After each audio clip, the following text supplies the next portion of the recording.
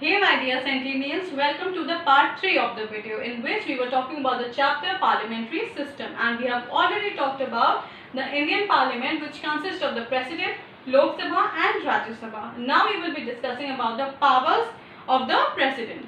Clear? Okay, so let's start. First power, that is the legislative power. And told you legislature means law making organ. Clear? Okay. The President can summon or suspend the Parliament. He has the power to dissolve the Lok Sabha in consultation with the Prime Minister. He can address either house or both houses of the Parliament. Now, do you remember in Lok Sabha we have discussed that Lok Sabha is not a permanent body, it is a temporary body. Now, it can be dissolved or by the President of India in consultation with the Prime Minister. Yeah, so it is his first legislative power. Okay. Next, the President addressed the joint sitting of both the houses of the Parliament at the beginning of the first session. Whenever the Parliament is seated in the first session, then the President of India calls for a joint sitting of both the houses, which means Lok Sabha and Rajya Sabha. Then, the President can also issue ordinances when the Parliament is not in session. Now, there are certain powers of the President, in which is one of it is issuing an ordinance. Ordinance, you can understand, it is a simple law that can, whenever the President wants, he can dissipate that law to the entire nation when the Parliament is not in session. An ordinance has the same authority and force as the parliamentary law. Whatever the importance that we give to a parliamentary law, the same authority is also of the ordinance, because it is by the President of India. Okay, now executive powers. The President has the power to appoint. First executive power is the power of appointment. That is, he appoints the leader of the majority party, governors, chief justice and other judges of the high courts, the chairman, etc. Now coming to judicial powers. The President has the power to grant pardon or to reduce the sentence of a person convicted of any offence. He can also pardon a death sentence. Now, President has the only power to not go against the laws, to go against the judiciary, but he has the power that if he feels he can reduce the punishment of a person who is convicted by an offence, and he can also pardon a death sentence. What is pardoning of a death sentence? It simply means he can ask the judiciary, he can reduce the death sentence and can even pardon it. I hope it is clear to you. Okay. Okay. Now coming to financial powers. The annual budget is placed before the Parliament and in the name of the President. No money bill. Now just hold a pencil in your hand and underline. No money bill can be introduced in the Parliament unless recommended by the President. Clear? No money bill can be introduced in the Parliament unless recommended by the President of India. In case of any unforeseen expenditure, the President can grant an advance from the contingency fund of India. Okay, now military powers. We all know that President is the supreme commander of the armed forces. He appoints the chiefs of the army, navy and air force. Diplomatic powers. The President appoints ambassadors and the high commissioners to other countries. Coming to emergency powers. In case of external aggression or an armed rebellion, if the constitutional machinery of a state breaks down, if there is a threat to financial stability of the country, the President can impose emergency. In these three cases, there are basically three types of emergency. That is the financial emergency.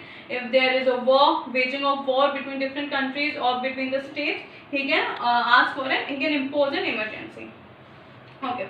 When a state faces the breakdown or there is a constitutional machinery breakdown, then President's rule is given to that particular state, and the President takes over the rule over the state.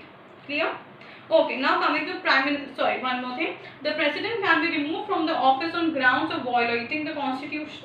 The process of removing the President from office is called impeachment. Now if the question comes, what is impeachment?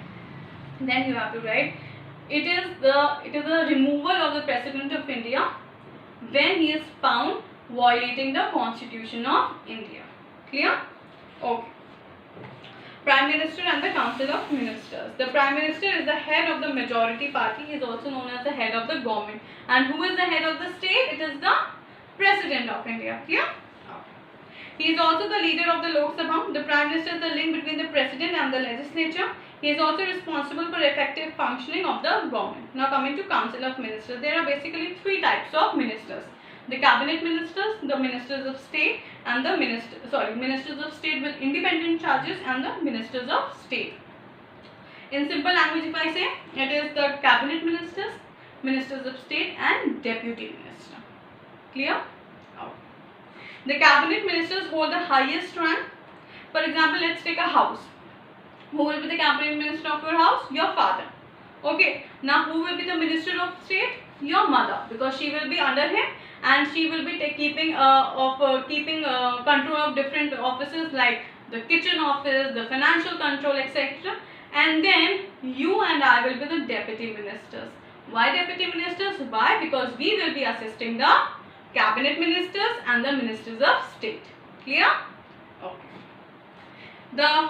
They had different portfolios or departments like finance, defense, ministers of state have to abide to the decision made by the cabinet. Now, working of the council of ministers. The council works under the prime minister as a team. It is known as collective responsibility and is answerable to the parliament for any decision taken by it. If a vote of no confidence is passed against the government, the council of ministers has to resign, which means the council of ministers work as a team. The same way you people work as a team in your class, the same way the council of ministers follows the rule of collective responsibility. Okay, so here I am closing the chapter. I hope we are done with the chapter, and if there's any doubt, you can call me, message me, WhatsApp me, whatever you feel like. And yes, one more thing, I'll be discussing this exercise 8. Take the correct answers with you. First, which organ of the government frames the law? Tell. Yes, legislature. How many times at least should the parliament meet in a year? Twice. Yes. Who among the following is not appointed by the President of India? Who? Chief Minister. Why Chief Minister? Who appoints? Who is the appointing authority of a Chief Minister? You will tell me. Okay. Okay. Who is the head of the majority party? Prime Minister. Clear? Okay. Question answers, I'll be giving it to you. So till then, read the chapter thoroughly, and if there's any doubt, please contact me, okay, as soon as possible. And yes, don't forget to sanitize your hands. Stay home, stay safe, and keep sanitizing your hands.